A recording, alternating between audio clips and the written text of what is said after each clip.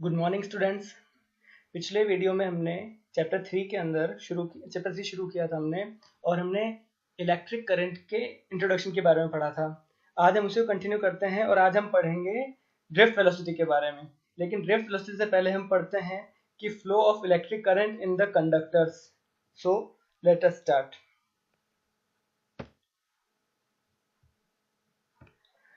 हमने पढ़ा था electric current. Electric current is the rate of flow of electric charge. इसका मतलब ये है कि जब हम बात करते हैं कंडक्टर्स की, तो कंडक्टर्स के अंदर हम जानते हैं करंट इजीली फ्लो हो सकता है।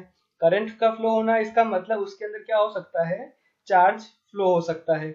इसका मतलब हम बात कर रहे हैं कि जो कंडक्टर्स हैं वो इजीली उस करंट को, चार्ज को फ्लो करा सकते हैं। लेकिन जो हम बात कर रहे हैं कंडक्टर्स और इंसुलेटर, इंसुलेटर हम एग्जांपल लेते हैं, वुड होता है। कंडक्टर हमारे पास सारे मेटल्स होते हैं। लेकिन कंडक्टर्स में ऐसा क्या है जो उसमें चार्ज इजीली फ्लो हो सकता है, लेकिन और वुड में साथ ही वुड में ऐसा क्या है जो उसमें चार्ज फ्लो नहीं हो सकता, उसमें करंट फ्लो नहीं हो सकता।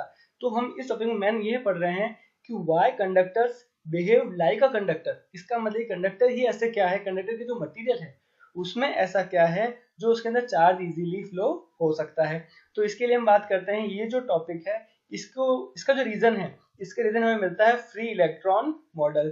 तो हम बात करते हैं कंडक्टर और इंसुलेटर। तो कंडक्टर भी मटेरियल है, वुड भी मटेरियल है, लेकिन दोनों का जो एटम है, एटम के अंदर कुछ ऐसा चेंजेस है जिसके कारण कंडक्टर्स में करंट इजीली फ्लो हो जाता है, वुड में नहीं होता है। ठीक है, तो हम बात करते हैं एटम की। तो जो कंडक्टर्स है उसके एटम में क्या होता है, हम जानते हैं जितने भी मटेरियल है वो किससे बने हैं, एटम से बने हैं। और एटम का स्ट्रक्चर होता है, एटम के स्ट्रक्चर में होता है all atom contains positive charge. जो पॉजिटिव चार्ज होता है एटम का, तो वो क्या होता है, न्यूक्लियस के अंदर जो एटम के सेंटर में रहता है और यहाँ पर सेंटर रहता है। मतलब जो हमारा एटम का जितना भी पॉजिटिव चार्ज है वो तो क्या है, सेंटर है। और जो इलेक्ट्रॉन है, नेगेटिव चार्ज है, वो इस न्यूक्लियस के अराउंड क्या करता है, अलग अलग ऑर्बिट में मूव करता है। तो ये हम ऑलरेडी जानते हैं। ठीक है, तो हम जानते हैं कि हमारे पास जितने भी न्यूक्लियस के अंदर क्या है, प्रोटॉन्स एंड न्यूट्रॉन्स, और इलेक्ट्रॉन्स हम जान रहे हैं ये हो रहा है, ये अलग अलग ऑर्बिट में मूव कर रहे हैं। तो ये जो एटम है, एक एटम के अंदर जो इलेक्ट्रॉन्स होते हैं वो दो तरह के इलेक्ट्रॉन होते हैं। पहले होते हैं बाउंड इलेक्ट्रॉन और दूसरे होते हैं फ्री इलेक्ट्रॉन। हम दोनों को समझते हैं कि बाउंड इलेक्ट्रॉन क्या होते हैं और फ्री इलेक्ट्रॉन क्या होते हैं। बाउंड इलेक्ट्रॉन होते हैं electrons which are moving in the orbits near to the nucleus। जितने भी इलेक्ट्रॉन्स हैं, हम जानते हैं इलेक्ट्रॉन के ऊपर नेगेटिव चार्ज होता है, न्यूक्लियस हमारा पॉजिटिव चार्ज है। तो ये पॉजिटिव चार्ज जो न्यूक्लियस है इसके अंदर, और ये जो इलेक्ट्रॉन है, इन दोनों के बीच में क्या होता है, अट्रैक्शन फोर्स है, स्ट्रॉन्ग अट्रैक्शन फोर्स होता है। इसका मतलब ये है कि जितने भी इलेक्ट्रॉन्स हैं, इन इलेक्ट्रॉन्स के ऊपर न्यूक्लियस से स्ट्रॉन्ग अट्रैक्शन फोर्स काम कर रहा है। लेकिन ये स्ट्रॉन्ग अट्रैक्शन फोर्स है, इसकी वैल्यू अलग अलग होती है। हम बात करते हैं इन इलेक्ट्रॉन्स की। ये जो फर्स्ट ऑर्बिट में दो इलेक्ट्रॉन मूव कर रहे हैं, इन दोनों इलेक्ट्रॉन के ऊपर जो न्यूक्लियस का अट्रैक्शन फोर्स है वो बहुत ज्यादा होगा। और इसके आगे वाली जो शेल है, इस ऑर्बिट के अंदर जो इलेक्ट्रॉन मूव करेंगे, उनके ऊपर जो इलेक्ट्रॉन होगा वो क्या होगा, उनके ऊपर जो अट्रैक्शन फोर्स है वो इस न्यूक्लियस का कुछ कम होगा इन इलेक्ट्रॉन्स कंपेयरिंग में। इसका मतलब ये है कि हम जितने न्यूक्लियस से दूर जाएंगे, जितना बड़ा ऑर्बिट होगा, उनके ऊपर जो न्यूक्लियस का अट्रैक्शन फोर्स है वो उतना ही कम होता जाएगा। तो हम बात करते हैं हमारे पास इलेक्ट्रॉन कितने तरह के हैं, हमारे पास दो तरह के इलेक्ट्रॉन है, बाउंड इलेक्ट्रॉन और फ्री इलेक्ट्रॉन। बाउंड इलेक्ट्रॉन वो होते हैं जो क्या होता है, जिनके ऊपर जो न्यूक्लियस का अट्रैक्शन फोर्स है वो बहुत ज्यादा होता है। तो हम बात कर रहे हैं कि ये जो न्यूट्रॉन इलेक्ट्रॉन्स हैं, ये हम कहेंगे बाउंड इलेक्ट्रॉन्स हैं। क्यों? क्योंकि इनके ऊपर हमारे पास जो न्यूक्लियस है उसका अट्रैक्शन फोर्स बहुत ज्यादा है और इनको हम इजीली फ्री नहीं कर सकते हैं। ये न्यूक्लियस के साथ में क्या है, स्ट्रांगली बाउंड हुए हुए हैं। That's why these electrons are called bound electrons. अब हम बात करते हैं फ्री इलेक्ट्रॉन्स। फ्री इलेक्ट्रॉन साथ ही एक बात और कह सकते हैं, जो फ्री इलेक्ट्रॉन बोलते हैं वैलेंस इलेक्ट्रॉन। वैलेंस इलेक्ट्रॉन क्यों बोल रहे हैं, जो हमारी वैलेंस शेल होती है, जो हम बोलते हैं मोस्ट आउटर शेल में जो इलेक्ट्रॉन्स अवेलेबल हैं, उस मोस्ट ऑफ इलेक्ट्रॉन की क्या हो सकती है, इनके ऊपर हम जानते हैं इलेक्ट्रॉन का न्यूक्लियस का अट्रैक्शन फोर्स बहुत कम है। इसका मतलब ये इलेक्ट्रॉन्स क्या है, इजीली फ्री हो सकते हैं। अगर हम क्या करते हैं, इस एटम को थोड़ी सी एनर्जी देते हैं बाहर से, तो जब हम एनर्जी देंगे क्या होगा, ये इलेक्ट्रॉन्स उस एनर्जी को गेन करके ये इलेक्ट्रॉन्स इस ऑर्बिट को, इस एटम को लीव कर देंगे, और ये जो इलेक्ट्रॉन होंगे उस कंडक्टर की बाउंड्री के अंदर इजीली मूव कर सकते हैं।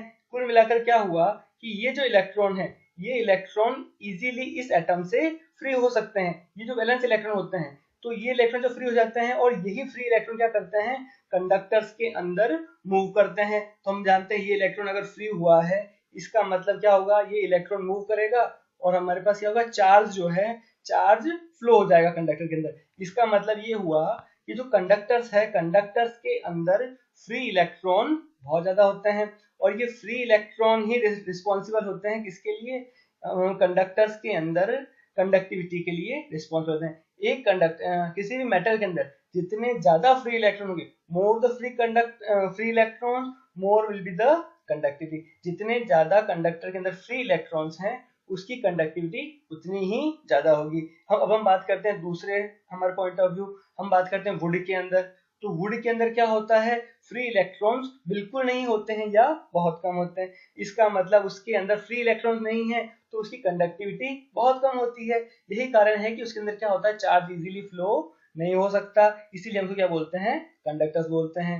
और जो मेटल्स हैं, मेटल्स के अंदर फ्री इलेक्ट्रॉन्स बहुत ज्यादा होते हैं और वो फ्री इलेक्ट्रॉन्स कंडक्टर के अंदर मेटल की जो बाउंड्रीज है उसके अंदर इजीली फ्लो हो सकते हैं, इसलिए वो कंडक्टर की बिहेव करते हैं। चलिए अब हम बात करते हैं आगे।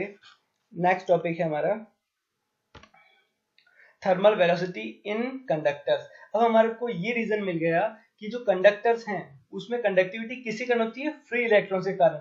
और हमने ये कहा ये फ्री इलेक्ट्रॉन कहाँ से हुए, ये फ्री इलेक्ट्रॉन होते हैं एनर्जी को गेन करके, जो वैलेंस इलेक्ट्रॉन है, मोस्ट ऑफ द शेल के इलेक्ट्रॉन्स हैं वो एनर्जी को गेन करके फ्री हो जाते हैं। ठीक है, अब हमारे माइंड में एक क्वेश्चन जरूर आना चाहिए कि अगर हम क्या करते हैं, रूम टेम्परेचर है, रूम टेम्परेचर के ऊपर भी बहुत सारे इलेक्ट्रॉन्स क्या होते हैं, कंडक्टर्स के अंदर जो मेटल्स हैं, मेटल्स के अंदर बहुत सारे इलेक्ट्रॉन्स फ्री हो जाते हैं। इसका मतलब हमें रूम टेम्परेचर पे या फिर हम क्या करते हैं, किसी मेटल को अगर हीट करें तो हीट करने के बाद भी क्या होना चाहिए, उसमें इलेक्ट्रिसिटी फ्लो हो जानी चाहिए, चार्ज फ्लो हो जाना चाहिए, इलेक्ट्रिक करंट फ्लो होना चाहिए, लेकिन नहीं होता है। उसका कारण हम बात करते हैं, ये हम पढ़ते हैं thermal velocity in the conductor.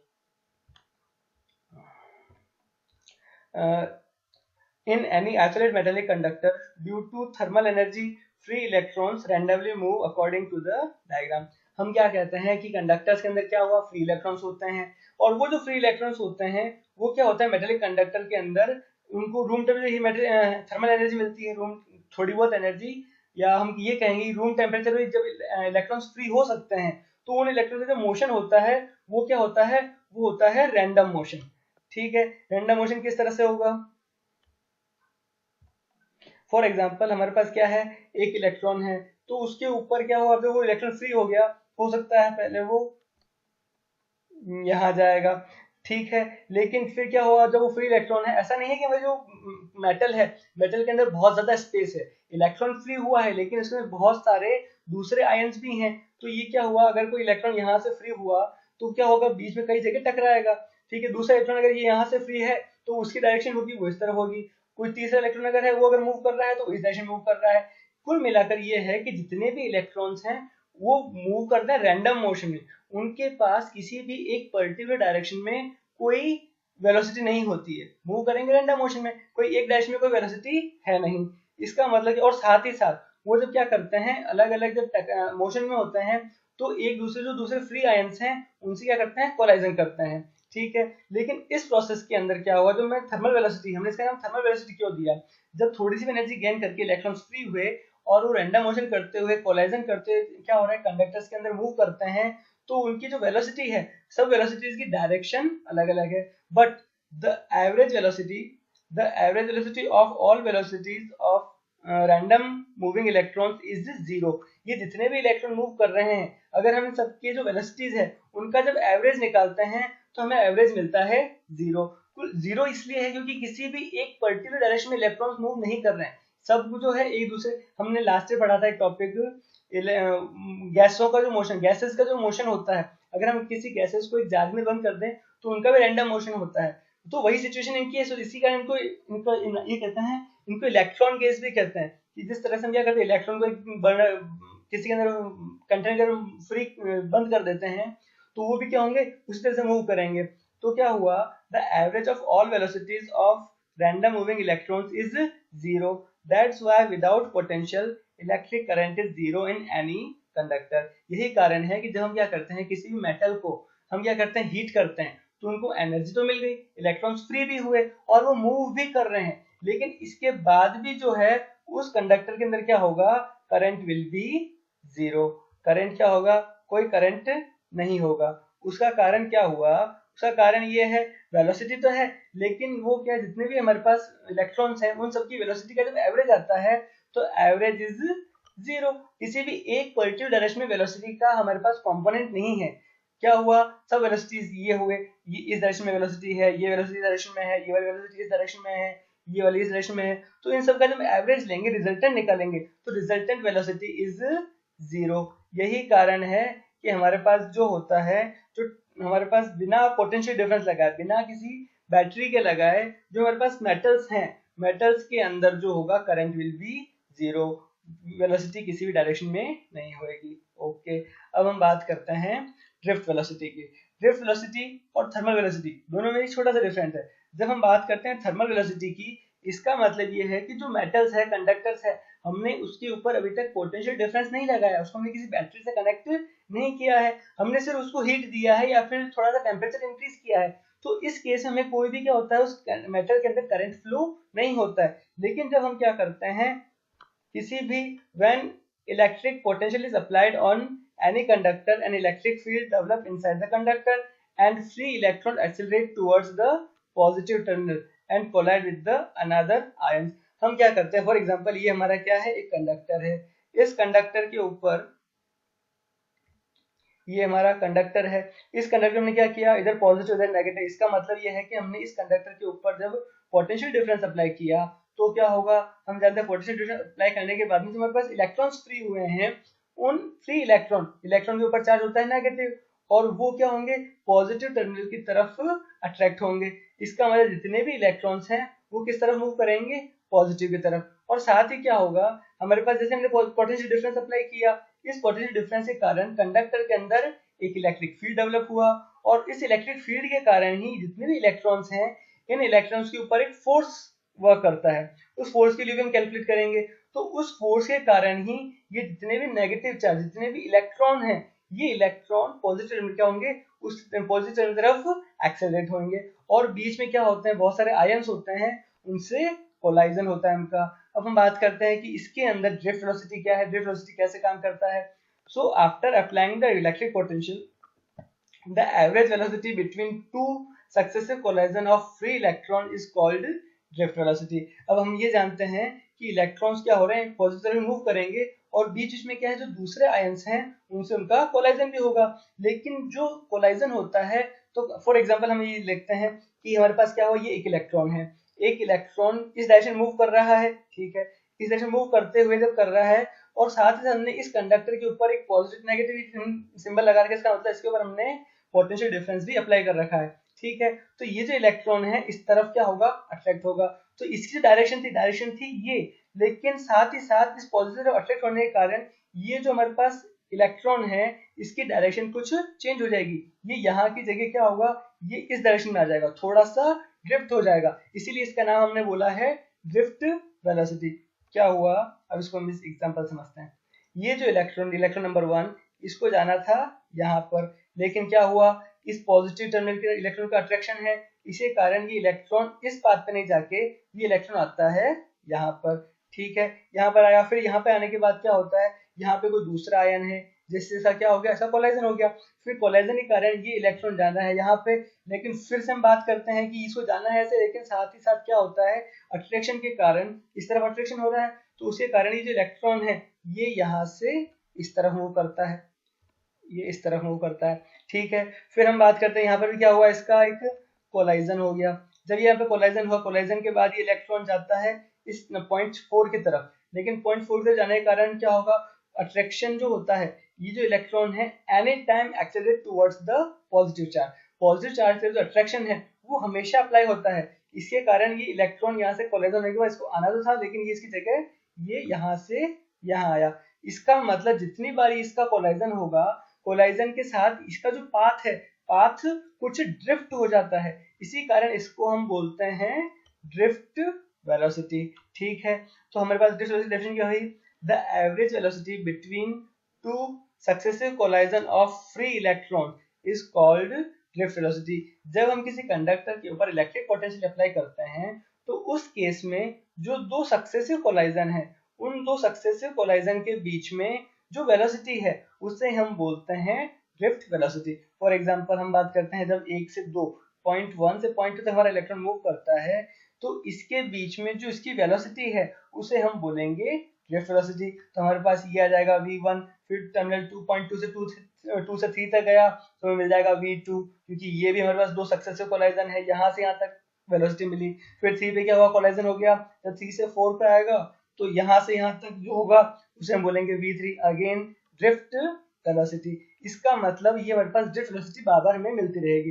लेकिन एक बात यहाँ और ध्यान रखने की है, हुआ क्या, जब हमने कहा 0.1 से 0.2 तक आया तो यहाँ पे हमारे पास स्टार्टिंग में जो इनिशियल वेलोसिटी है इस इलेक्ट्रॉन की वो हमारे पास 0 है। लेकिन क्या हुआ, जो एक्सेलरेट हो रहा है चार्ज, इलेक्ट्रॉन एक्सेलरेट होकर जब 2 तक आया, इस पॉइंट तक आया, एक्सेलरेट के साथ ड्रिफ्ट भी हुआ, तो जब ये यहाँ तक आया तो क्या होगा, इसकी जो वेलोसिटी है वो मैक्सिमम हो जाएगी। लेकिन मैक्सिमम होने के बाद जैसे ये 0.2 है, यहाँ पर दूसरा एंड उसका कोलाइजन हुआ, और कोलाइजन होते ही जो उसकी वेलोसिटी है, वेलोसिटी एक सेकंड बहुत शॉर्ट टाइम के लिए क्या हो जाती है, खत्म हो जाती है, वो अपनी पूरी एनर्जी को खो देता है, और उसकी जो वापस जो आती है कोलाइजन होने से वो रुक गया एक सेकंड के लिए, और वापस क्या हुआ, लेकिन इस पॉजिटिव चार्ज है, ये जो पॉजिटिव टर्मिनल है उसकी तरफ इलेक्ट्रॉन वापस अट्रैक्ट हो जाएगा और वो वापस एक्सेलरेट होना शुरू हो जाएगा। इसका मतलब इलेक्ट्रॉन जितनी बार कोलाइजन करेगा उतनी बार उसकी एनर्जी पूरी खत्म हो जाएगी, वो फॉर अ शॉर्ट सेकंड रुक जाएगा, और रुकने के बाद क्या हो जाएगा, वापस वो पॉजिटिव टर्मिनल की तरफ अट्रैक्ट हो जाएगा। यही प्रोसेस बार बार चलता रहेगा। ठीक है, अब हमारी जो सेकंड डेफिनेशन आती है वो है रिलैक्सेशन टाइम। ठीक है, ये क्या होता है रिलैक्सेशन टाइम?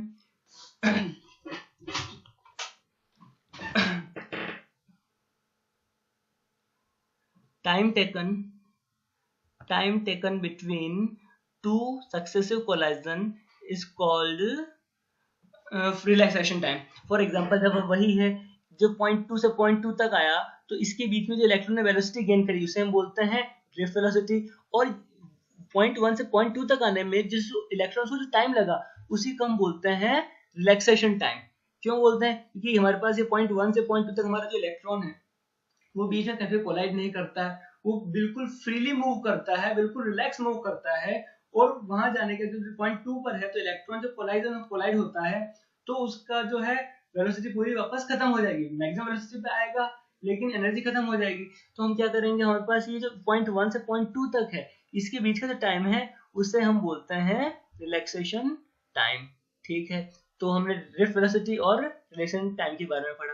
अब हम बात करते हैं what is the relation between drift velocity and potential difference। okay, इसके लिए हम क्या कर सकते हैं, let us consider an electric, हमने क्या किया, ये कंडक्टर कंसिडर किया, L लेंथ का कंडक्टर कंसिडर किया, और इस कंडक्टर के ऊपर हमने एक पोटेंशियल डिफरेंस भी लगाया। किसके थ्रू लगाया, हमने ये बैटरी लगाई, इसके थ्रू हमने क्या किया, पोटेंशियल डिफरेंस लगाया। हमने अभी बात करी जब हम पोटेंशियल डिफरेंस लगाते हैं तो पोटेंशियल डिफरेंस अप्लाई करने के बाद कंडक्टर के अंदर क्या होगा, एक इलेक्ट्रिक फील्ड प्रोड्यूस होगा। ये जो इलेक्ट्रिक फील्ड है, इस इलेक्ट्रिक फील्ड की डायरेक्शन क्या होगी, हमेशा हम जानते हैं नेगेटिव, इस तरफ, पॉजिटिव से नेगेटिव तरफ। तो हमारे पास ये इलेक्ट्रिक फील्ड की डायरेक्शन है वो है ये वाली। ठीक है, फिर अब हम बात करते हैं कि जो इलेक्ट्रॉन्स मूव करेंगे, इलेक्ट्रॉन्स किस तरह मूव करते हैं, इलेक्ट्रॉन्स हमेशा मूव करते हैं इलेक्ट्रिक फील्ड के अपोजिट। इसका मतलब ये जो इलेक्ट्रॉन्स हैं, ये नेगेटिव इलेक्ट्रॉन्स है, ये इलेक्ट्रॉन्स मूव करेंगे पॉजिटिव डायरेक्शन की तरफ। ठीक है, और इनके ऊपर इलेक्ट्रिक फील्ड जो है, इलेक्ट्रिक फील्ड की वैल्यू होगी V/L। जो इलेक्ट्रिक फील्ड है उसको हमने पोटेंशियल डिफरेंस की फॉर्म में निकाला। हम जानते हैं relation between electric field and electric potential, ये हमने चैप्टर 2 के अंदर टॉपिक पढ़ा था, electric field as the potential of gradient of potential. तो इसका फॉर्मूला होता है E = dV/dr। ठीक है, तो ये हम ऑलरेडी प्रूव कर चुके हैं। लेकिन जब इलेक्ट्रिक फील्ड कांस्टेंट होता है तो इसी को हम लिखते हैं E = V/R। V is the potential, तो पोटेंशियल की वैल्यू हमारे पास हो गई V, और ये जो R है ये हमारे पास है total length of the conductor. तो जो इलेक्ट्रिक फील्ड है, इलेक्ट्रिक फील्ड होगा V/L। ठीक है, और इसी इलेक्ट्रिक फील्ड के कारण जो हमारे पास कंडक्टर है, इस कंडक्टर फोर्स कितना लगेगा, फोर्स के लिए हम जानते हैं F = QE। तो Q हमारे पास क्या होगा, Q is the charge of electron और E is the electric field. तो हम F = QE से हमारे पास फोर्स आ गया -E ई, ठीक है। और इसी फोर्स के कारण जितने भी इलेक्ट्रॉन है, इलेक्ट्रॉन क्या हो रहे हैं, पॉजिटिव टर्मिनल की तरफ एक्सेलरेट हो रहे हैं, और ये जो एक्सेलरेशन होगा that acceleration will be F by m। जो एक्सेलरेशन होता है उसका फॉर्मूला होता है फोर्स डिवाइडेड बाय मास। तो फोर्स कितना अप्लाई हो रहा है, माइनस ई, और यहाँ पे मास होगा मास ऑफ इलेक्ट्रॉन। तो हमारे पास इलेक्ट्रिक फील्ड हमने कैलकुलेट कर लिया, फोर्स और एक्सेलरेशन कैलकुलेट कर लिया, लेकिन हम चाहते हैं, हमें निकालना है relation between drift velocity and potential difference, ठीक है। तो हम जब ड्रिफ्ट वेलोसिटी कैलकुलेट करेंगे तो हमारे पास जो ड्रिफ्ट वेलोसिटी होगी, जितने भी इलेक्ट्रॉन्स है, तो हम निकाल रहे हैं average velocity. So this v is the average of all velocities, final velocities. हम पॉइंट 1 से पॉइंट 2 तक अगर हम बात करते हैं, जैसे इस एग्जाम्पल वापस देखते हैं, तो ये पॉइंट 1 है, पॉइंट 1 से जब पॉइंट 2 तक हमारे पास क्या हो रहा है, मोशन हो रहा है। तो पॉइंट 1 से इस पॉइंट 1 से पॉइंट 2 तक एक वेलोसिटी हो जाएगी, पॉइंट 2 से पॉइंट 3 तक v हो जाएगा। तो पॉइंट 1 से पॉइंट 2 में एक हमारे पास होगा u विल बी 0, क्योंकि हमारे पास इनिशियल वेलोसिटी 0 थी। यहाँ तक आते हैं उसने v वेलोसिटी गेन कर ली, साथ में एक्सेलरेशन हमारे पास है, और यहाँ से यहाँ तक जो टाइम उसे हमने लगा t1, ठीक है, जिसे हम बोलते हैं रिलैक्सेशन टाइम, ओके। फिर 2 से 3 तक जब आएंगे, अगेन हमारे पास यहाँ पे u 0 हो जाएगा, क्योंकि हमारा जो इलेक्ट्रॉन फॉर शॉर्ट सेकंड रुक गया था, ठीक है। तो हमारे पास क्या हुआ, u विल बी 0, यहाँ आते थे, फिर भी अगेन हमारे पास क्या हो जाएगा, v हो जाएगा, एक्सेलरेशन है ही, और यहाँ से तक t2 हो जाएगा। तो इसी तरह से हम बात करते हैं कि हमारे पास जितने भी इलेक्ट्रॉन्स हैं उसके ऊपर v is equal to u plus at, ये इक्वेशन को अप्लाई करते हैं। तो जितनी भी वेलोसिटीज हैं उनका जब एवरेज निकालेंगे तो उसे हम बोलेंगे ड्रिफ्ट वेलोसिटी। और जो हमारे पास u है, u हमेशा क्या होता है, 0 हो जाएगा, u1 u2 u3 ये सब हो जाएंगे 0।